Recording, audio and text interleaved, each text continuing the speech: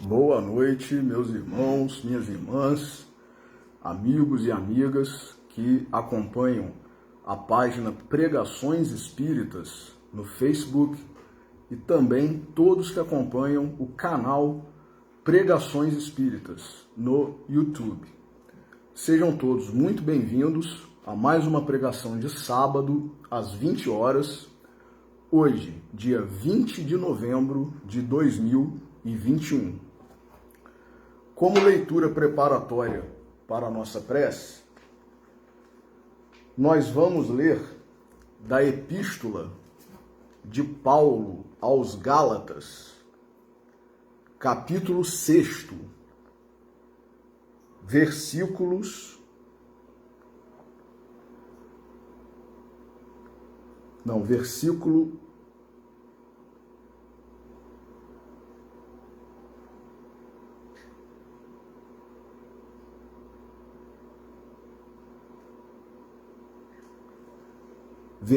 7, Gálatas, capítulo 6, versículo 7. Não vos enganeis, Deus não se deixa escarnecer.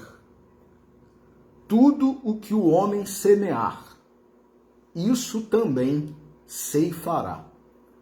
Vamos fazer a nossa prece.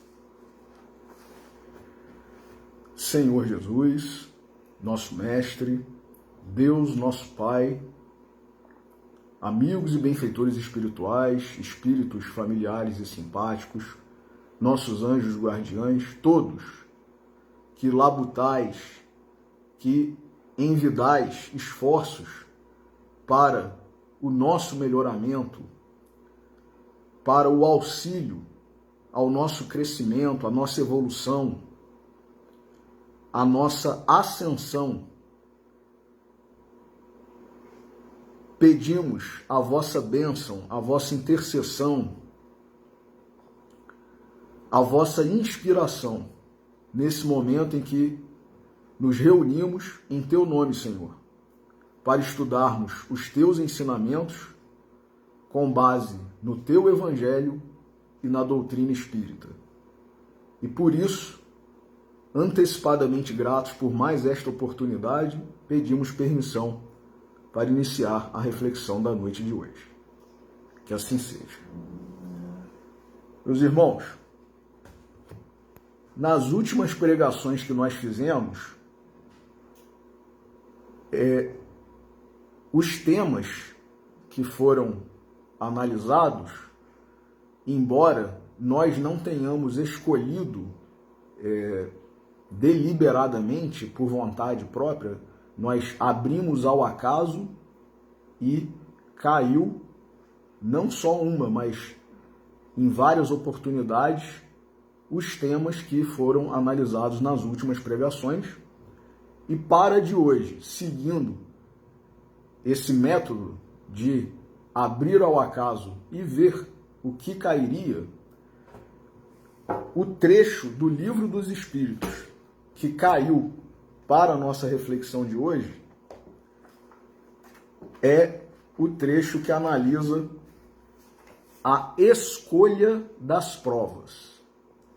Mas antes de nós adentrarmos no estudo das questões do Livro dos Espíritos que abordam a escolha das provas,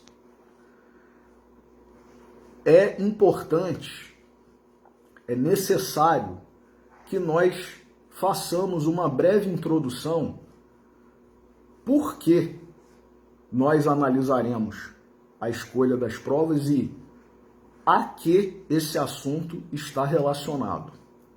Nós sabemos que nós estamos na Terra, mundo de provas e expiações, que este mundo de provas e expiações é um tipo, é uma espécie, é um grau de planeta, de mundo, para o qual, não apenas a Terra, mas existem vários planetas nessa gradação, nesse nível de planeta de provas e expiações. A Terra é um deles.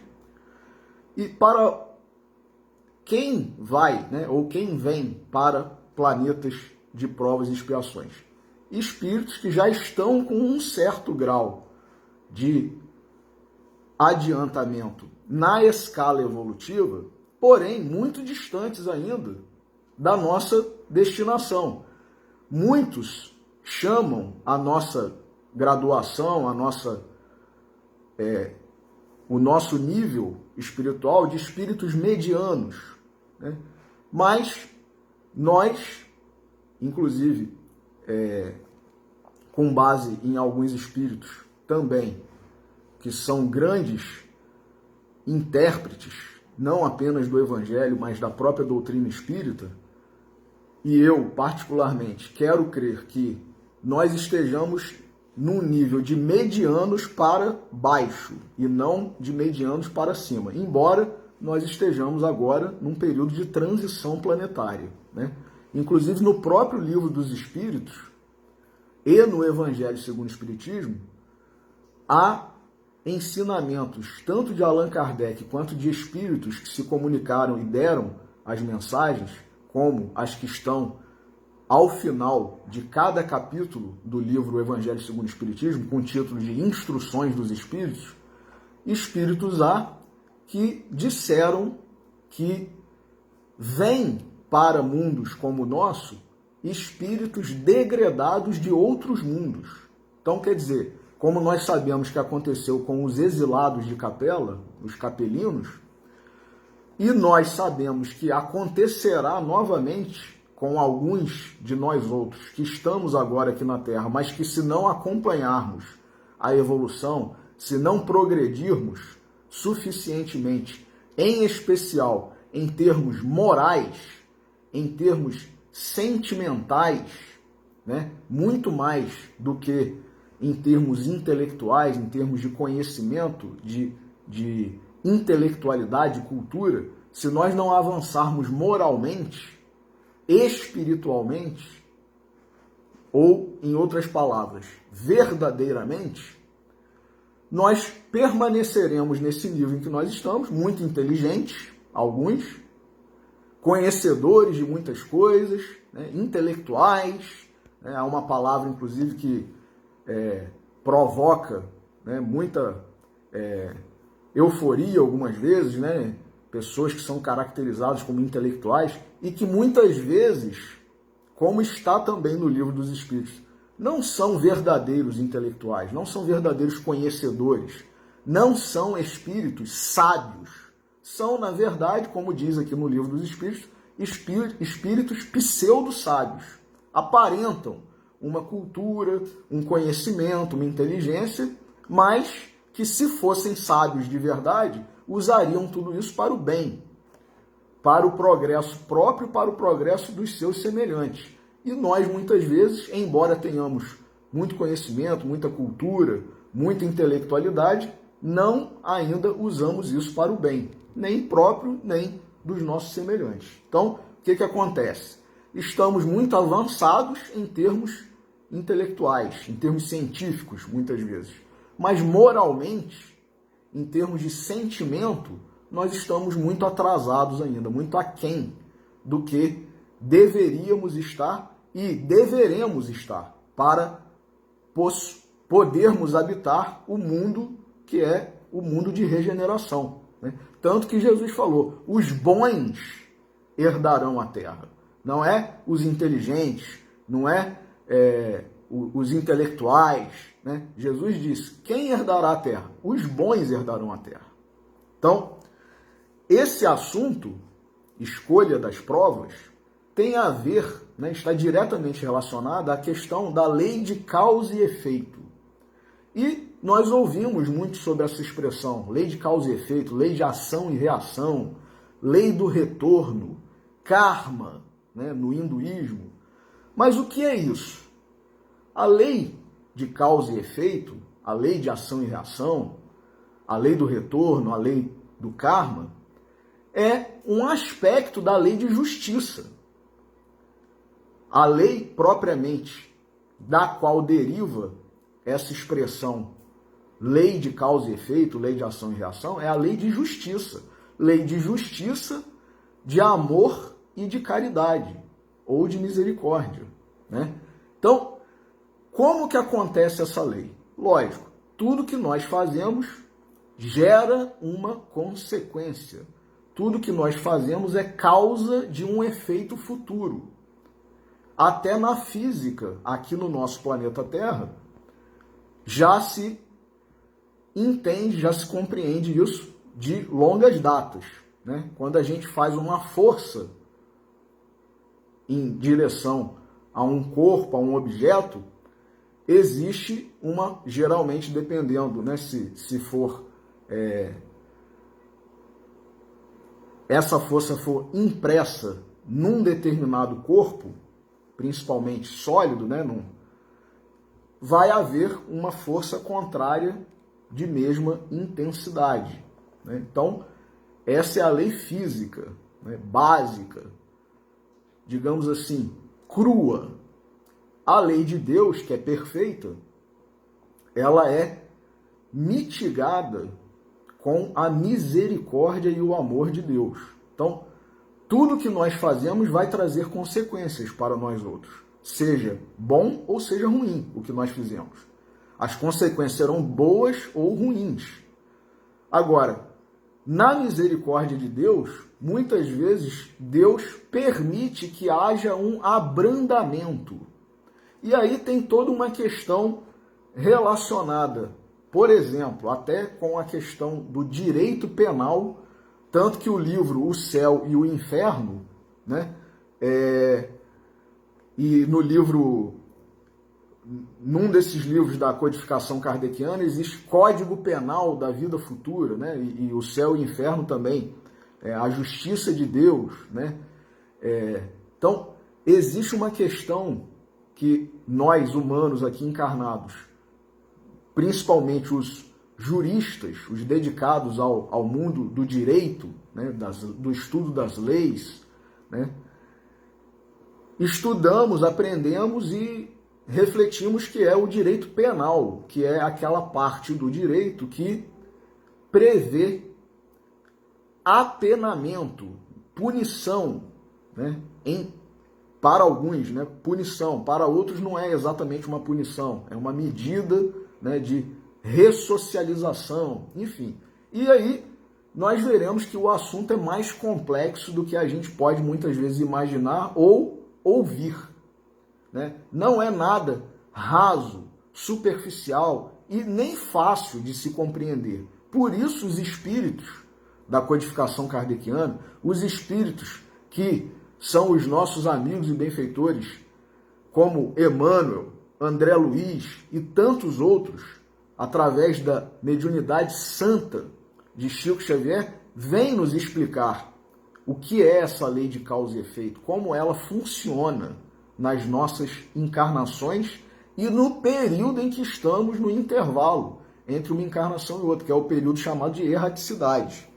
E Deus, na sua misericórdia e no seu amor, mesmo implementando, né, a sua lei de justiça, da qual ninguém pode escapar, ele é tão misericórdia, é tão amor, é tão justiça, né, que ele é a justiça plena, absoluta, é a misericórdia plena, é a misericórdia absoluta, perfeita, é o amor pleno, tanto que João falou, né, na sua epístola, Deus é amor, que ele permite o nosso Criador e todos os seus emissários, os seus trabalhadores diletos, os ministros responsáveis pelas encarnações de nós outros, os projetistas, permitem que nós participemos diretamente desses projetos e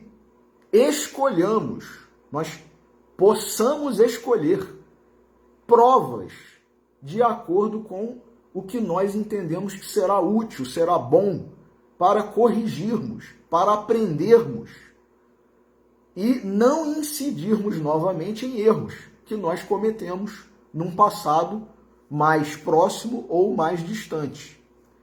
Então, a escolha das provas é exatamente isso, é essa misericórdia de Deus que permite que um espírito de nível mediano ou até um pouco menos do que isso, mas já com uma parcela considerável de livre-arbítrio possa escolher, eu fiz isso assim, na última encarnação, ou há 2 encarnações atrás, fiz besteira, vi que não procedi, não me pautei da forma correta, da forma como deveria. Não aproveitei aquela prova, aquela existência, aquela encarnação, aquela condição. Então, agora, no meu livre-arbítrio, eu quero voltar em tal condição, em tal situação. Então, é a escolha da prova. Então, vamos ver aqui no Livro dos Espíritos o que o Allan Kardec pergunta e o que os espíritos superiores respondem a respeito disso. Antes, só para nós não interrompermos, depois que já tivermos começado a análise das questões, esse livro aqui, meus irmãos, Ação e Reação, livro de André Luiz, psicografado por Francisco Cândido Xavier, um dos livros que compõem a série A Vida no Mundo Espiritual.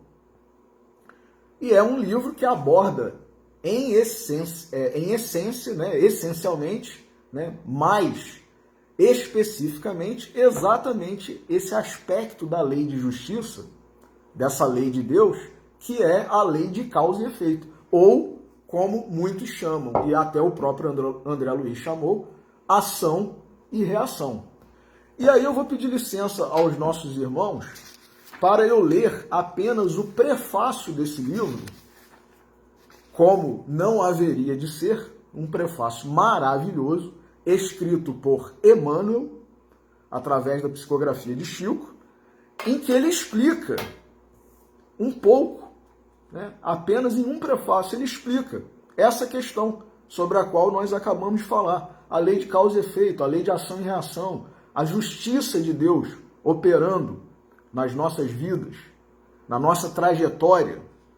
E esse livro, Ação e Reação, ele foi lançado, foi escrito, foi publicado por ocasião do centenário de O Livro dos Espíritos.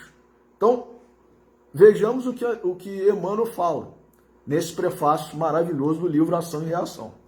Ante o centenário, a 18 de abril de 1957, quer dizer, 100 anos depois do lançamento de O Livro dos Espíritos, 18 de abril de 1857, a codificação kardeciana sob a égide do Cristo de Deus celebrará o seu primeiro centenário de valiosos serviços à humanidade terrestre. Aqui também tem um aspecto interessante que muitos de nós achamos, que a humanidade somos só nós que estamos aqui no planeta Terra. E nós podemos verificar tanto no Livro dos Espíritos, que tem já essa informação, como nesse primeiro parágrafo de Emmanuel.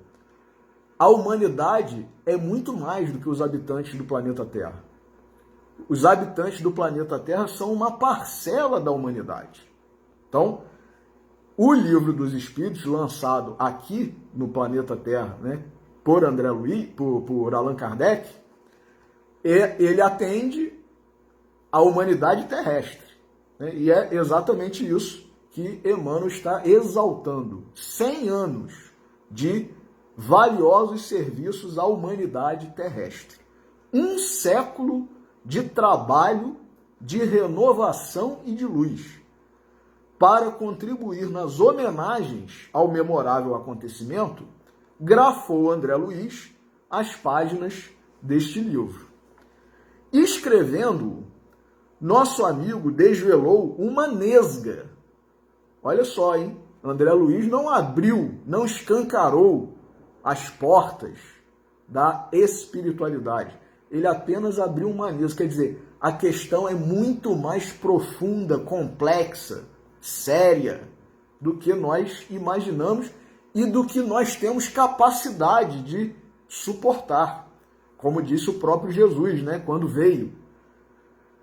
Muita coisa teria para vos dizer, mas vós não podeis suportar. E nós, mesmo com o advento do Espiritismo, ainda não podemos suportar tudo. Existem muito mais coisas. Até Shakespeare já falava isso. Existem muito mais coisas entre o céu e a terra do que supõe a nossa vã filosofia. Então, escrevendo, nosso amigo desvelou uma nesga das regiões inferiores, olha aí, a que se projeta a consciência culpada, além do corpo físico, para definir a importância da existência carnal como sendo verdadeiro favor da divina misericórdia, a fim de que nos adaptemos ao mecanismo da justiça indefectível. Quer dizer, nós não podemos fugir da justiça de Deus, embora ela seja uma justiça perfeita e ainda por cima com parcelas, né, com doses de amor e de misericórdia, o que distancia muito da justiça humana, que é uma justiça geralmente mais fria, né, mais dura. A justiça de Deus é parcelada, é pincelada, né, com amor, com misericórdia. Então, continua Emmanuel.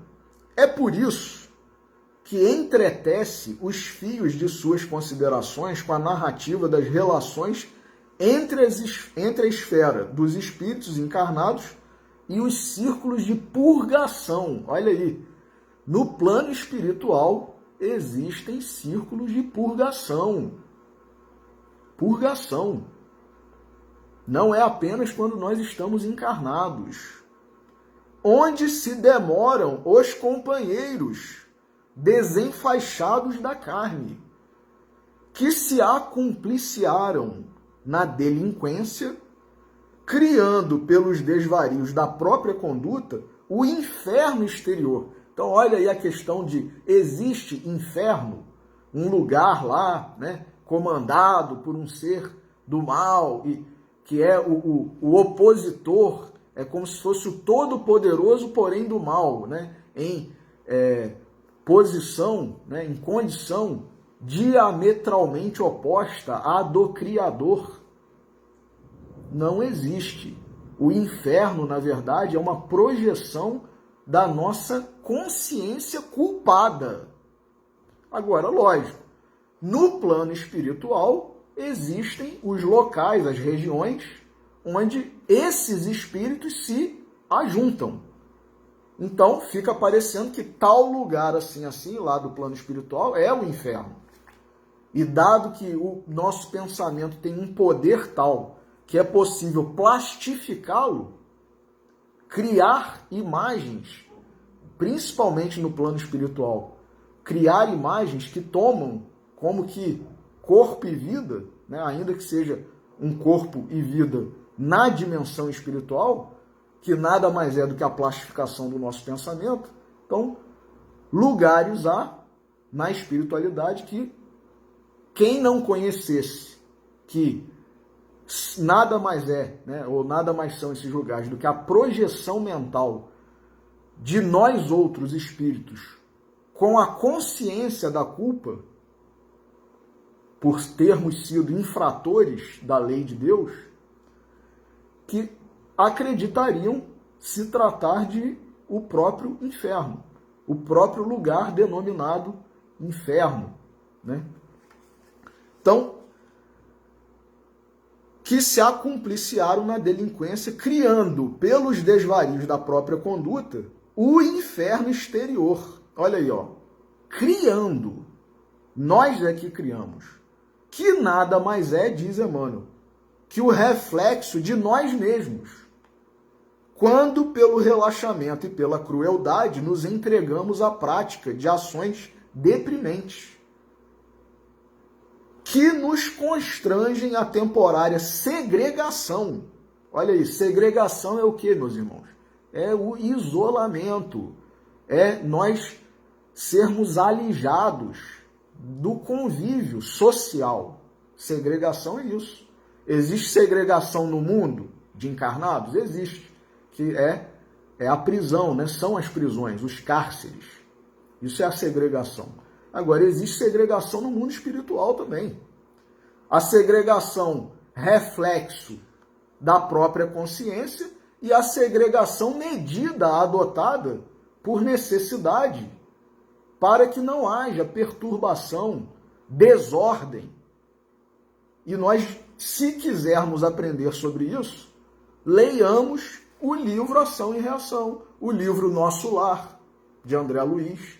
Então, a lei humana, nós sabemos, é um reflexo, né, uma imitação imperfeita da lei divina, da lei natural. Então, existe segregação aqui na Terra? Existe. Muitas vezes faz-se necessário isso. Mas existe também, e em primeiro lugar, no próprio plano espiritual. Quem quiser aprender, né, ou constatar, confirmar o que nós estamos falando, leiam o livro Ação e Reação e todos os outros de André Luiz, da série A Vida no Mundo Espiritual. Então, o inferno nada mais é que o reflexo de nós mesmos quando, pelo relaxamento e pela crueldade, nos entregamos à prática de ações deprimentes que nos constrangem à temporária segregação nos resultados deploráveis de nossos próprios erros. Olha aí, a culpa é de quem? A consequência, né? É um rigorismo da lei? É uma severidade da lei? Não, é reflexo da nossa própria conduta, da nossa própria consciência, do nosso próprio erro. É exatamente o que Emmanuel está dizendo aqui. Resultados deploráveis de nossos próprios erros. Von Liszt. Olha, Emmanuel, meus irmãos, eu me empolguei quando eu li de novo esse prefácio aqui, porque eu nem lembrava. Emmanuel dando aula de direito. Emmanuel dando aula de direito, direito penal. Von Liszt, eminente criminalista.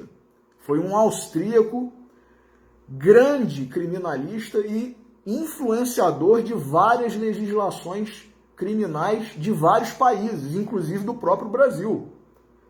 Criminalistas dos tempos modernos observa que o Estado, quer dizer, o país, a nação, em sua expressão de organismo superior e, excetuando-se, como é claro, os grupos criminosos que, por vezes, transitoriamente o arrastam a funestos abusos do poder, Emmanuel não estava aqui se referindo a políticos desonestos, políticos corruptos.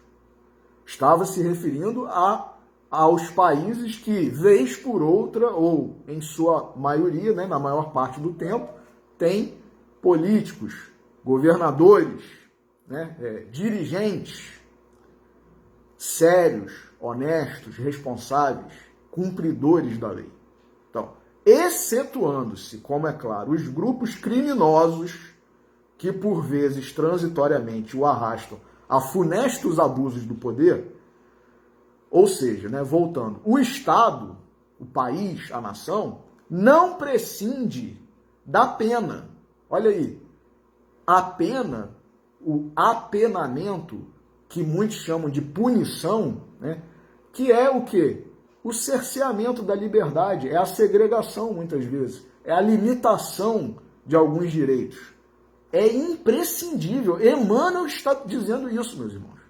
Emmanuel não prescinde da pena a fim de sustentar a ordem jurídica. Olha aí.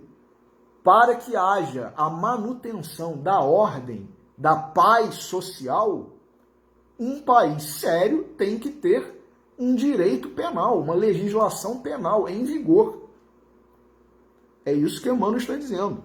A necessidade da conservação do próprio Estado justifica a pena. Meus irmãos, Emmanuel que está dizendo isso. Essa aula de direito é de Emmanuel. Com essa conclusão, apagam-se quase que totalmente as antigas controvérsias entre as teorias de direito penal. Olha aí. De vez que nesse ou naquele clima de arregimentação política, a tendência a punir é congenial ao homem comum. Quer dizer, Emmanuel está dizendo que a pena, a consequência do cometimento de um crime, é algo inerente à nossa natureza. a nossa essência. Então, quem for analisar um pouco a teoria do próprio von Liszt sobre a pena, vai ver que ele diz que a pena é algo que vai muito além da questão humana, das indagações, da filosofia. Então, se vai além, de onde vem isso? Nós que somos cristãos e que somos espíritos, se não da lei natural, da lei de Deus. Então, essa lei, ela está impressa em nós. O cometimento de um crime, a infração à lei, ela automaticamente gera como consequência, como efeito, uma punição, uma pena, que pode se expressar de diversas formas, tanto no mundo dos encarnados quanto no mundo espiritual.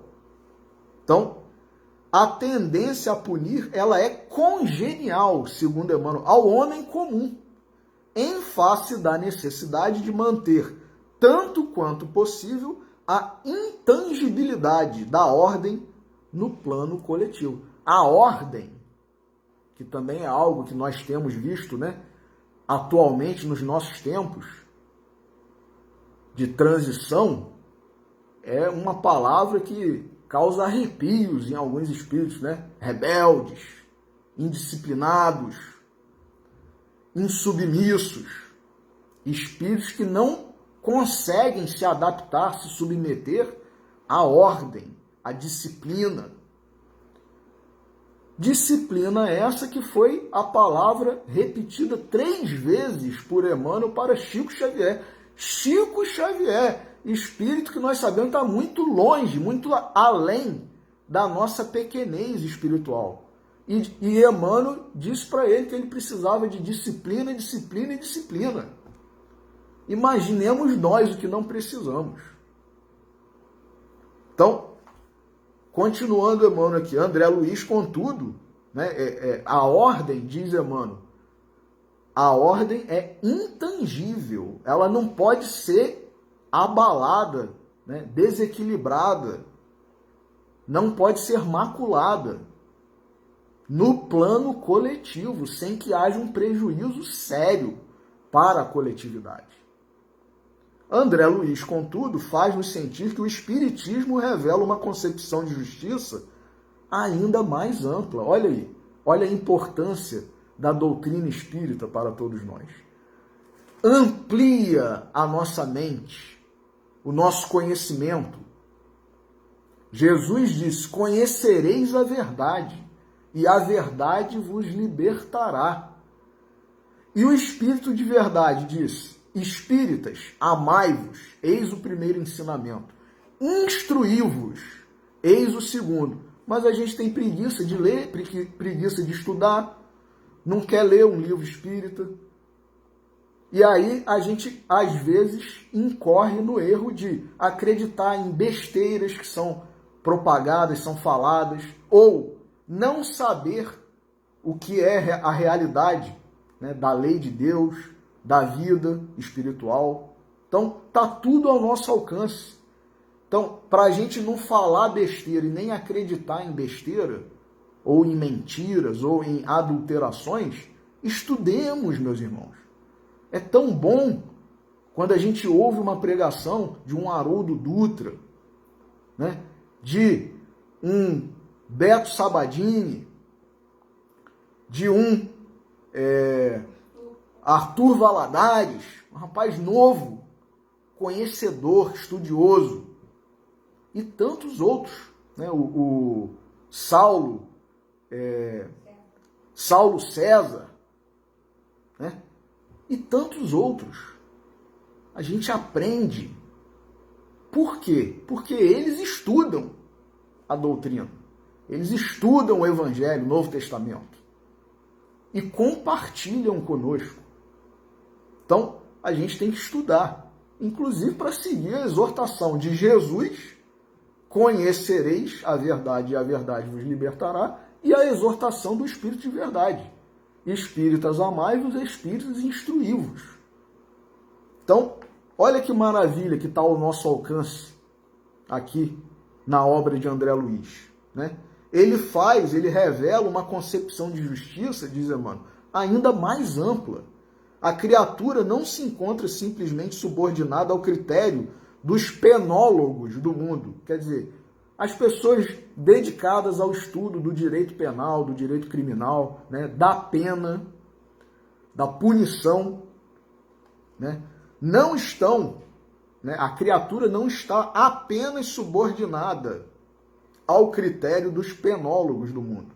Categorizados, olha aí, isso são palavras de Emmanuel, categorizados à conta de cirurgiões eficientes no tratamento ou na extirpação da gangrena social. Olha a necessidade que muitas vezes, né, se tem de segregar, isolar temporariamente um espírito rebelde, criminoso, indisciplinado. Quanto mais esclarecida a criatura, tanto mais responsável, entregue naturalmente aos arestos da própria consciência. Quem molda a gente quando a gente vai avançando, quando a gente vai progredindo, quando a gente vai evoluindo? Nós mesmos, a nossa própria consciência. Isso eu já não posso fazer, né? Então, olha o que Emmanuel diz aqui. Quanto mais esclarecida a criatura, tanto mais responsável, entregue naturalmente aos arestos da própria consciência, na terra ou fora dela, toda vez que se envolve nos espinheiros da culpa. A culpa é um alerta, é um alarme que toca. Olha, você está fazendo, você fez coisa errada. Né? Você fez coisa errada. E às vezes esse alarme toca antes da gente cometer a infração, o crime, a ofensa. Por quê? Porque a lei de Deus está escrita na nossa consciência. Nós somos criaturas divinas. A nossa essência é divina. Então, suas páginas, desse modo, guardam o objetivo de salientar que os princípios codificados por Allan Kardec abrem uma nova era para o espírito humano, compelindo-o à auscultação de si mesmo, é botar um estetoscópio em nós mesmos, no reajuste dos caminhos traçados por Jesus ao verdadeiro progresso da alma. E explicam que o Espiritismo, olha que frase interessante, meus irmãos, interessante e importante para todos nós. Explicam que essas páginas que Emmanuel está... A elas ele está se referindo, às páginas do livro Ação e Reação de André Luiz. Explicam que o Espiritismo, por isso mesmo, é o disciplinador da nossa liberdade. Olha que maravilha! Quando a gente é espírita, de verdade, né? Essa campainha, esse alarme, essa consciência, ela se alarga. Ou ela tem que se alargar.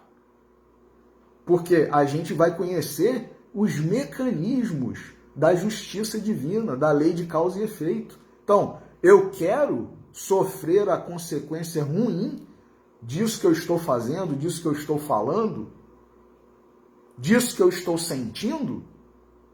Então, é o disciplinador da nossa liberdade. Eu posso?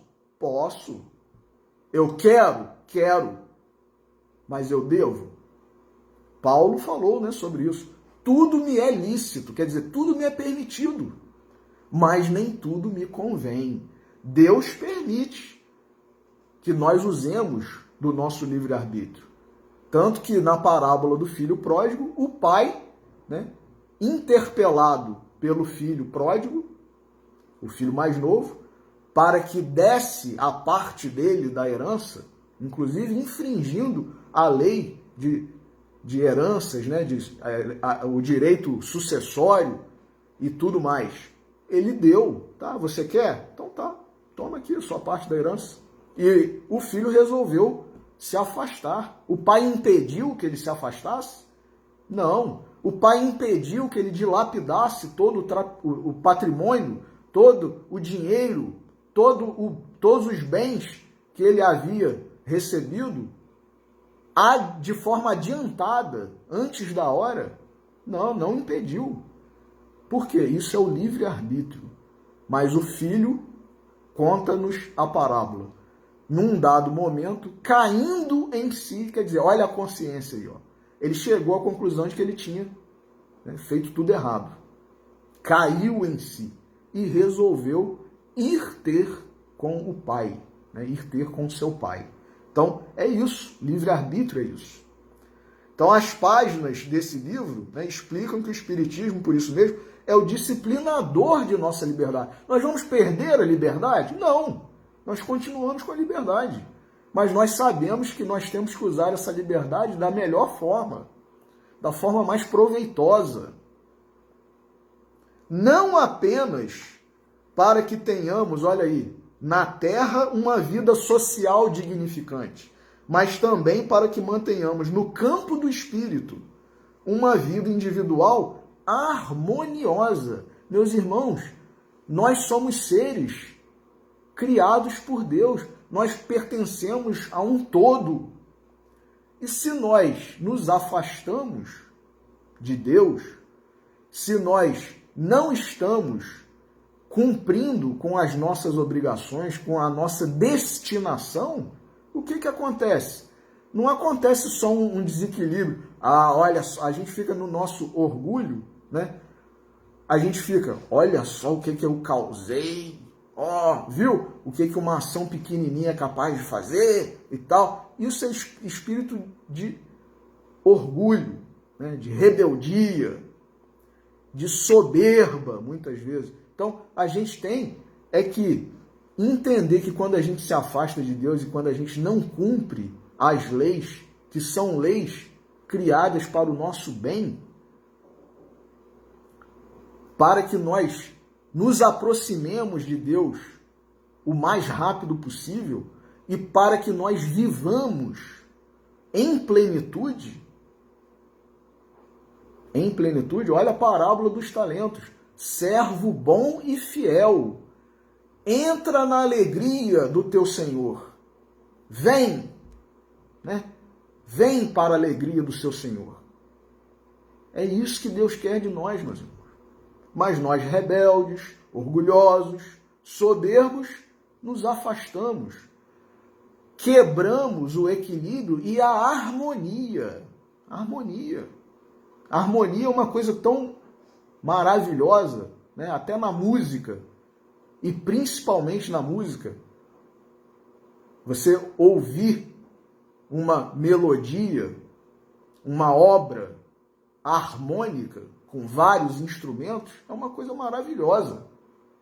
Agora, se não houver harmonia, aí pode ser uma ópera, se não estiver harmoniosa, em harmonia, o violino, o violoncelo, a flauta, o piano, por mais maravilhosos que sejam esses instrumentos, não vão soar bem aos nossos ouvidos. Por quê? Porque estão em desarmonia. Então, além de uma vida, não apenas, né, uma vida na terra social dignificante, mas também para que mantenhamos no campo do espírito uma vida individual harmoniosa, devidamente ajustada aos impositivos da vida universal perfeita. Olha aí, nós somos uma peça da engrenagem. A gente quer atrapalhar o funcionamento da engrenagem? É tão legal, é tão interessante a gente ver uma máquina complexa funcionando, né? Quem já teve oportunidade aí de ver uma engrenagem, que seja do nosso relógio, né, de pulso ou de parede, é tão interessante a perfeição das peças funcionando. Agora imagine se a gente entra, né, nessa engrenagem para atrapalhar, né? Acabou, o relógio não funciona mais, para, né? Então é isso. devidamente ajustado aos impositivos da vida universal perfeita, consoante as normas de eterna justiça, elaboradas pelo supremo equilíbrio das leis de Deus. E aí termina aqui Emmanuel o prefácio, agradecendo, exultando o livro, como também o livro dos Espíritos, e exortando-nos à leitura, né, do livro. Então agora vejamos aqui algumas questões, né, do livro dos Espíritos sobre o assunto escolha das provas, que é algo que Deus nos permite para que nós, com a nossa própria vontade, com o nosso próprio livre-arbítrio, escolhamos, decidamos o que nós queremos vivenciar como consequência, né, do que nós fizemos. É como se aquele pai e aquela mãe, meus irmãos, chegasse para o filho e falasse assim, aquele filho levado, desobediente, desrespeitoso, você acha que você está merecendo? Ou então aquele professor que dá a prova para o aluno e depois fala assim, agora vocês vão corrigir a prova de vocês mesmos e vocês vão atribuir a nota. Quem já não teve essa oportunidade, né? Ou então já não ouviu do pai ou da mãe, você acha que você está merecendo ir à festa, ganhar o presente, né? Receber isso ou aquilo, ter essa benesse? Deus age assim conosco, meus irmãos. O professor que dá a prova, ou então fala para nós mesmos elaborarmos as questões. E aí a gente elabora aquela questão difícil, essa aqui ninguém vai responder.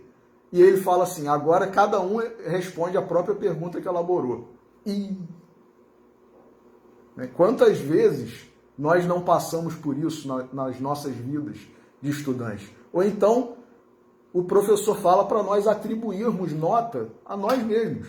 Quanto que você acha que você merece nessa questão, nessa prova? Então, é assim que Deus age conosco. Você quer escolher a sua prova? Eu vou permitir. Você escolhe.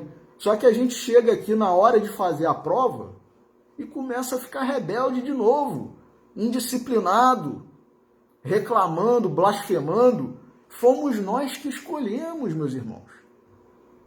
Culpando, né, outras pessoas que não nós mesmos. Culpando a sociedade. Como se a sociedade fosse um ente personalizado, né? A sociedade impôs isso, fez isso. O que a sociedade não fez? A sociedade não faz nada. A sociedade é uma criação nossa, né? É um organismo, é a coletividade organizada de forma social. Agora, ela faz alguma coisa com alguém? Lógico que não. Quem faz somos nós. Os membros da sociedade. Aí sim. Então vamos ver o que Kardec pergunta e o que os espíritos respondem. Escolha das provas. Questão 258. Quando na erraticidade, quer dizer, no intervalo entre uma encarnação e outra, no plano espiritual, antes de começar nova existência corporal, tem o espírito consciência e previsão do que lhe sucederá no curso da vida terrena? Quer dizer, o espírito antes de encarnar, ele já sabe o que vai acontecer na próxima encarnação? É isso que Kardec está perguntando.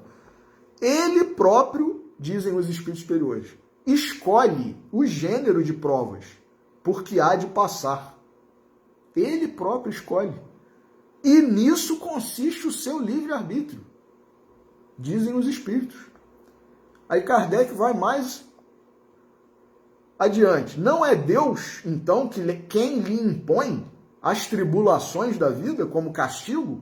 Né? A gente acha muitas vezes, Deus que está me castigando, está me punindo. Né? É Deus realmente que impõe esse castigo, essa punição? Nada, dizem os espíritos superiores, nada ocorre sem a permissão de Deus. Permissão. Porquanto foi Deus quem estabeleceu todas as leis que regem o universo. E aí os espíritos mesmo dizem, E de agora perguntar por que decretou ele esta lei e não aquela. Dando ao espírito a liberdade de escolher, Deus lhe deixa a inteira responsabilidade de seus atos e das consequências que estas tiverem. Então, a culpa é porque... Não, não é porque não. A culpa é minha. Eu que sou o responsável. Nada lhe estorva o futuro.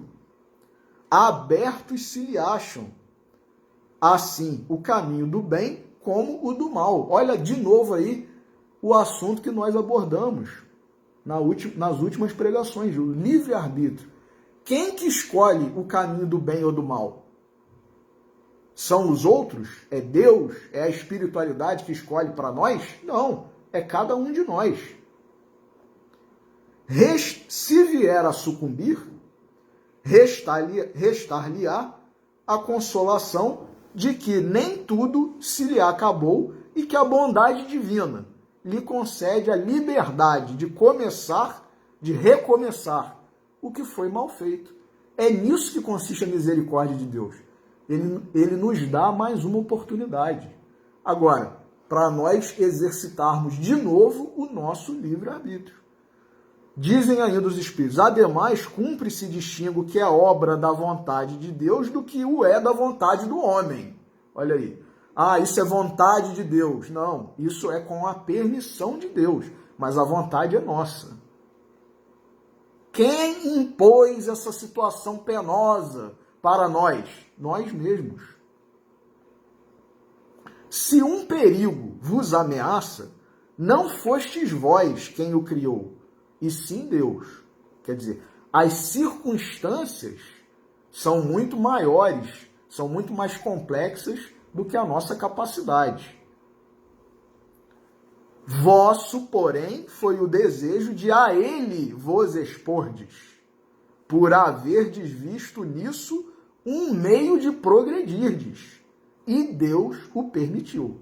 Então, você quer ir, né? Vamos ver a 259, então. Do fato de pertencer ao espírito a escolha do gênero de provas que deva sofrer, seguir-se-á que todas as tribulações que experimentamos na vida, nós as previmos e buscamos, quer dizer, até os mínimos detalhes das coisas que nos acontecem, fomos nós que escolhemos, né?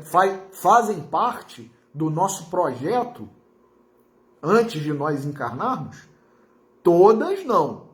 Pois ninguém pode dizer que haveis previsto e buscado tudo o que vos sucede no mundo, até as mínimas coisas.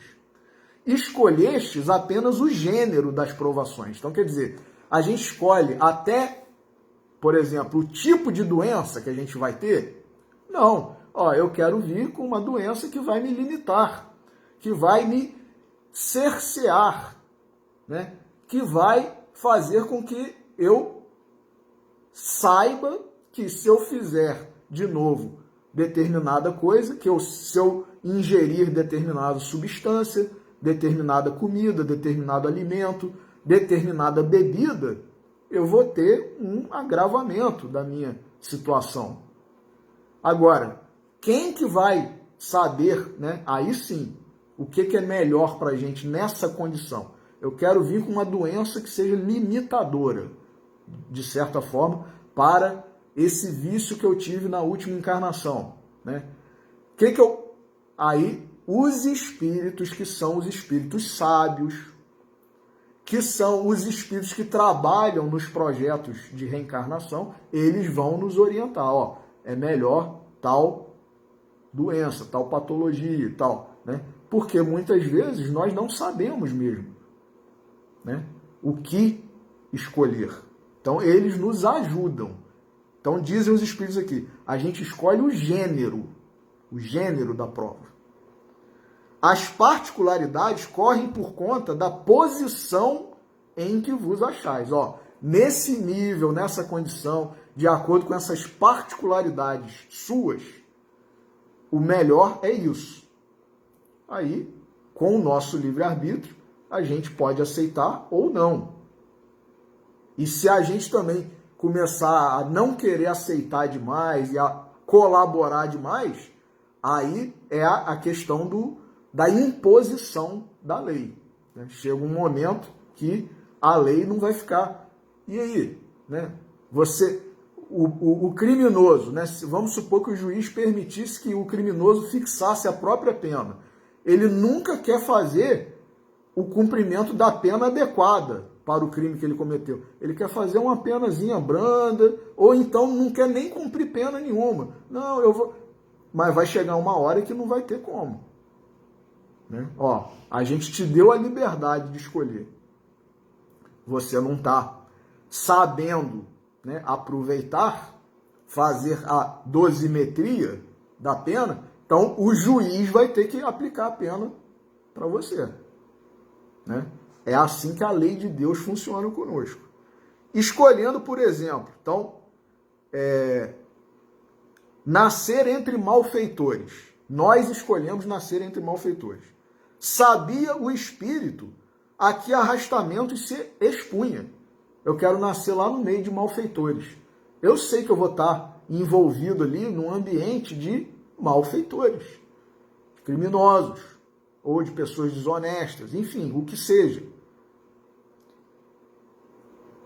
Ignorava, porém, então o Espírito sabe a que arrastamentos ele se expõe, mas ignora quais os atos que viria a praticar. Se ele vai praticar uma má ação, né, um crime, ele já sabia quando ele fez o projeto? Lógico que não, até porque ninguém projeta a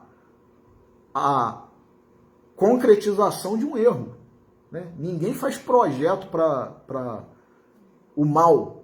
Né? Eu digo assim, nenhum espírito está nessa permissão, nessa condição de permissão de projetar, de escolher a prova. Ele não vai projetar a sua encarnação justamente com o objetivo de se corrigir, né, de se melhorar, dizendo, eu quero nascer lá no meio daqueles malfeitores, porque aí eu vou poder roubar, vou poder matar, vou poder fazer isso e aquilo, e vou dizer depois que é porque eu estava no meio dos malfeitores. Isso não existe, mas isso não existe. O projeto de encarnação, de acordo com a permissão de escolha de provas, é para a gente se submeter a determinadas situações e a gente testemunhar que a gente vai vencer. Suportar, não cair em tentação. Esse aqui é o projeto. Então, estamos sujeitos a arrastamentos, né? Porque a gente está num meio corrompido, num meio de malfeitores? Estamos. Mas o praticar a ação ruim faz parte do projeto? Lógico que não. Lógico que não. Então, sabe o espírito que escolhendo tal caminho terá que sustentar lutas de determinada espécie. Sabe, portanto, de que natureza são as vicissitudes que se lhe depararão, mas ignora se verificará este ou aquele êxito. Olha aí, eu quero nascer numa condição tal, com tal doença, ou no meio tal, ou numa condição tal, porque eu quero vencer, eu quero superar. Agora, a gente já sabe de antemão se a gente vai fracassar ou não? Não. A gente não sabe. A gente está querendo passar pela aprovação, pelo teste, para dizer, aprendi a lição, venci, superei. Então, os acontecimentos secundários se originam das circunstâncias e da força mesma das coisas. Esses atos resultam do exercício da sua vontade ou do seu livre-arbítrio. Praticar o bem ou o mal, mesmo num meio, numa condição boa ou ruim. O sujeito está numa condição boa, com pessoas boas, espíritos bons, já adiantados e tal, e ele ainda não está nesse nível. Ele vai obrigatoriamente agir bem só porque ele está num meio bom? Não. Ele, com o livre-arbítrio dele, ele pode agir mal. E o contrário também acontece. Se ele está num meio ruim, com espíritos atrasados, espíritos malfeitores, ele vai obrigatoriamente agir mal, cometer crimes? Não. Ele pode cometer bons atos. né? E é o objetivo da encarnação dele. Então, 260. Como pode o espírito desejar nascer entre gente de má vida? Kardec perguntou. É possível isso? É razoável? É lógico um espírito querer nascer entre gente de má vida? Os espíritos superiores respondem, forçoso é que seja posto num meio onde possa sofrer a prova que pediu. Ué, eu quero ver se eu venci a ladroagem. Eu vou ser colocado no meio de pessoas honestas? Ué, eu vou ser colocado no meio onde a ladroagem, graça, impera, né? E eu vou provar ou não que eu venci o meu ímpeto, né? A minha tendência a ser ladrão, né? Pois bem, é necessário que haja analogia para lutar contra o instinto. Olha aí, o instinto do roubo, preciso é que se ache em contato com gente dada a prática do roubo. Espíritos superiores que disseram isso a Kardec. Assim, se não houvesse na Terra gente de maus costumes, o espírito não encontraria aí meio apropriado ao sofrimento de certas provas? Kardec perguntou, então se não houvesse pessoas, né, ainda dadas, né, com tendências a um ou outro erro, a um ou outro crime, a um ou outro vício, a um ou outro, de forma mais generalizada, pecado. Se não houvesse mais nenhum pecador aqui na Terra, então o espírito que precisa dessa prova não teria, né, na Terra condição, então, de... E aí os espíritos superiores dizem, e seria isso de lastimar-se?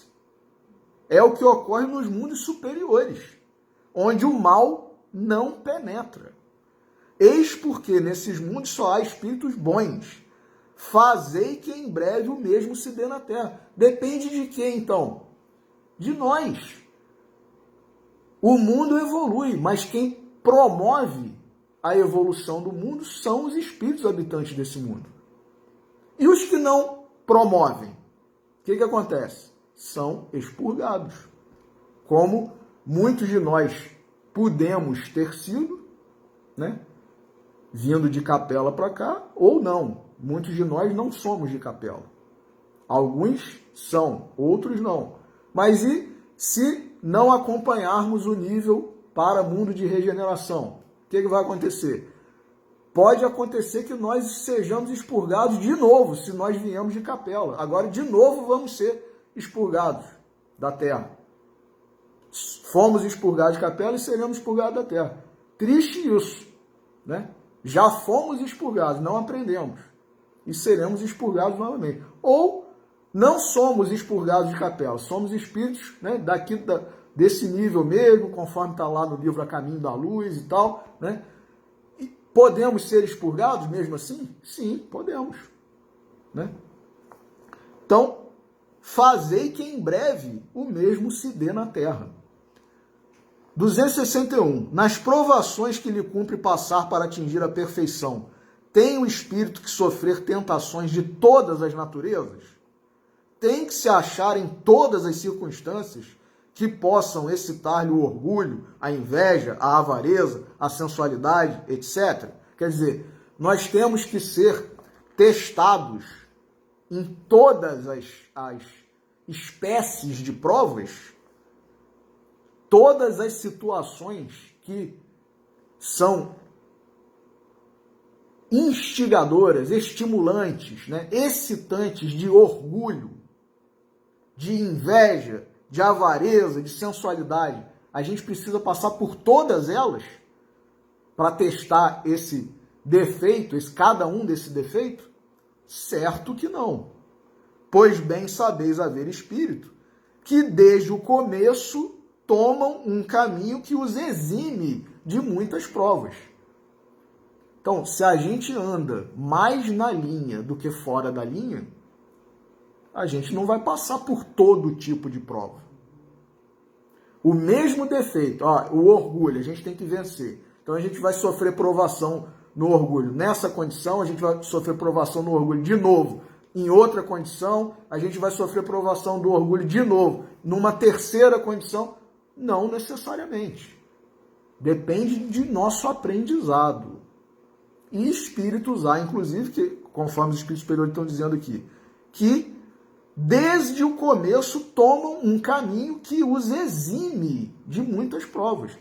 Eu quero andar na estrada pavimentada, boa, reta, e não na outra lá, que é a estrada marginal, a estrada off-road, né? A estrada esburacada, que eu acho que é muito legal, maneira essa estrada e tal, é muito cheia de aventura, de emoção, mas é uma estrada que vai provavelmente causar um pneu furado, uma quebra de suspensão, de eixo do carro, né? E é isso.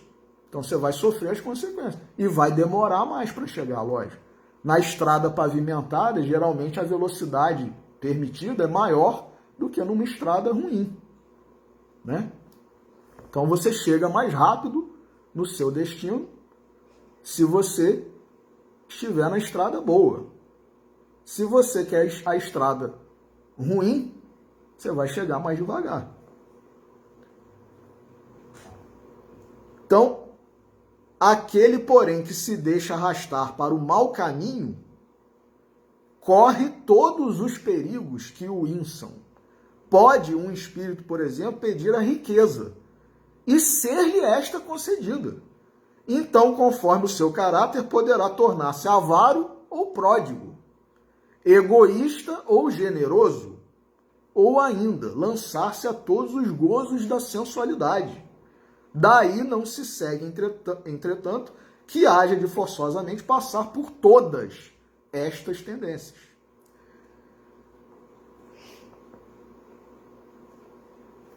Então,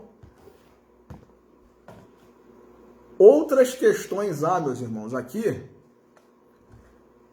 e apenas para finalizarmos a nossa reflexão de hoje, que nunca nenhuma das nossas reflexões, das nossas pregações, são conclusivas, né? Esgotam os assuntos de forma alguma, hein? Nós apenas refletimos conjuntamente aqui com vocês, né, com todos que nos assistem, alguns pontos dos assuntos que nós abordamos, né? Então, existem muitas questões aqui no Livro dos Espíritos sobre isso, escolha das provas. E apenas para terminar aqui e ler um texto de Emmanuel, que está no livro Religião dos Espíritos, eu vou ler essa última questão, que é a 266, a última da nossa reflexão, mas não é a última do trecho. A questão 266. Não parece natural que se escolham as provas menos dolorosas? Quer dizer, é aquele criminoso que quer a pena mais branda para si mesmo. A gente não tende, né? A tendência nossa não é escolher a prova mais facilzinha, né? É aquele conto do espírito que estava reclamando da sua vida, achando sua cruz muito pesada, e em desdobramento ele foi levado por um amigo, né? um espírito benfeitor, para ele escolher, então, já que ele estava reclamando tanto, que a sua cruz estava pesada demais, ele foi levado para ele escolher uma cruz, a que ele quisesse, seria permitido. Aí ele entrou numa sala repleta de cruzes e olhou todas, né? Havia cruzes grandes, havia cruzes pequenas, havia cruzes pesadas, havia cruzes leves. Ele olhou e escolheu uma determinada, uma pequenininha que ele achou, é essa aqui que eu quero. Pequena, leve, é essa. E aí ele falou, é essa, falou pro espírito benfeitor. Aí o espírito, é essa mesmo que você quer, tem certeza? Sim, é essa que eu quero. Essa já é a sua. Então a gente tende a querer uma prova muito branda, né? Uma cruz muito leve, muito pequena, mas muitas vezes já é a que a gente está carregando. né? Então, não parece natural que se escolham provas menos dolorosas? E os espíritos superiores dizem, pode parecer-vos a vós, ao espírito não. Nós encarnados. A gente chega aqui, né, com esquecimento, né, com a limitação que a gente sofre por causa do corpo de carne. Aí a gente esquece, a gente não está com a consciência aflorada, né? Todas as faculdades em pleno potencial e exercício. Então, pode parecer que a gente tende a escolher a prova menos dolorosa, mas ao espírito, não. Por quê? Porque logo que este se desliga da matéria, cessa toda ilusão e outra passa a ser a sua maneira de pensar. Quer dizer, quando a gente recobra a consciência lá no plano espiritual, a gente entende. Eu tenho que escolher uma prova condizente. A pena que eu vou ter que aplicar a mim mesmo é uma pena condizente com o crime que eu cometi. Eu não vou querer pena de injúria, né, um crime de agressão verbal, se eu cometi um homicídio. Eu quero uma pena de multa e, né, por ser um crime de menor potencial ofensivo, eu vou pagar um sacolão, né, e eu matei alguém. O que é isso?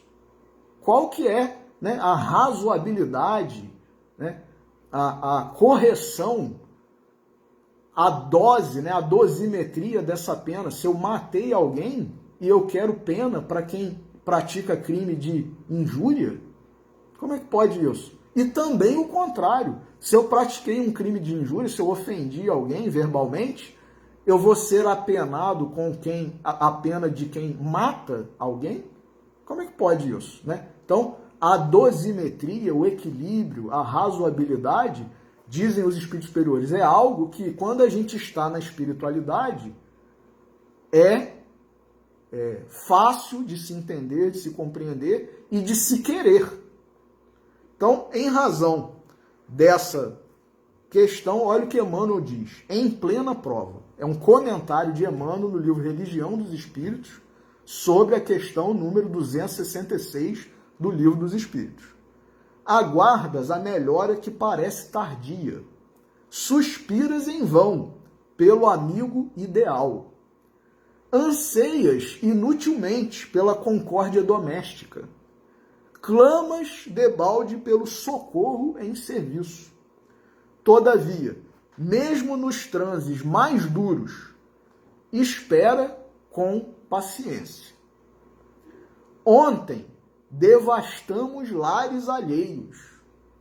Hoje é preciso reconstruí-los. Ontem traçamos caminhos de lodo e sombra aos pés dos outros. Hoje é preciso purificá-los. Ontem retínhamos sem proveito a fortuna de todos. Hoje é preciso devolvê-la em trabalho acrescida de juros. Olha aí, trabalho demais e não ganho dinheiro. É porque a gente pegou dinheiro dos outros, explorou os outros, né? Ontem cultivamos aversões, hoje é preciso desfazê-las, a preço de sacrifício. Ontem abraçamos o crime, supondo preservar-nos e defender-nos. Hoje é preciso reparar e solver. Ontem cravamos no próximo o espinho do sofrimento. Hoje é preciso experimentá-lo por nossa vez. Se sobes calvário agreste, irriga em suor e pranto a senda para o futuro. Qual ocorre ao enfermo que solicita assistência adequada? Antes da consulta, imploraste, antes do berço, a prova que te agracia. Olha aí, meus irmãos, Emmanuel dizendo, nós imploramos para vir nessa ou naquela condição. Condição essa que nos agracia, nos ajuda, nos favorece, nos auxilia. Aspirando a sanar as chagas do pretérito, comissionaste o próprio destino para que te entregasse à existência o problema inquietante e a frustração temporária. E nós é que idealizamos isso. Não apenas inconscientemente, mas conscientemente, com a escolha das provas. Problema inquietante, frustração temporária, embaraço imprevisto, trama da obsessão. Olha só, meus irmãos. Parente amargoso e doença difícil. Olha aí, tudo isso, muitas vezes, fomos nós mesmos que idealizamos, projetamos, pedimos, imploramos. Não atraiçois a ti mesmo, fugindo ao merecimento da concessão. Olha aí. Milhares de companheiros desenleados da carne suplicam o ensejo que já desfrutas. A gente reclama da situação em que a gente está e tem um monte de espírito querendo. Ah, meu Deus, se eu pudesse estar nessa condição. Mergulhados na dor maior, tudo dariam para obter a dor menor em que te refazes. A dor nossa não é nada.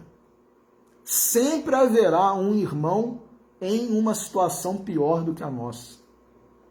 Desse modo, quando estiveres em oração, sorvendo a taça de angústia, na sentença que indicaste a ti próprio, diante das leis divinas, roga a bênção da saúde e a riqueza da paz, a luz da consolação e o favor da alegria, mas pede a Deus, acima de tudo, o apoio da humildade e a força da paciência. Que texto, meus irmãos, maravilhoso. Então, que nós possamos agradecer a Jesus, a Deus, aos espíritos e benfeitores espirituais, a Allan Kardec com a sua sabedoria, com o seu bom senso, a André Luiz, a Emmanuel, a Chico Xavier e todos que nos ajudam com todos esses ensinamentos, com as orientações, com as instruções, que nos ajudam no projeto das nossas encarnações e que nós saibamos aproveitá-las, aproveitar a nossa atual encarnação, valorizando, agradecendo, porque sempre haverá alguém em pior condições do que a nossa e muitos espíritos quereriam e querem estar na nossa situação e ainda não conseguiram. Então, que a gente saiba valorizar, agradecer, que a gente saiba ser humilde, ser paciente, para que a gente saia daqui, dessa atual encarnação, vitorioso, vencedor, tendo superado já uma má tendência, uma má inclinação, sendo, então, verdadeiros cristãos e verdadeiros espíritas.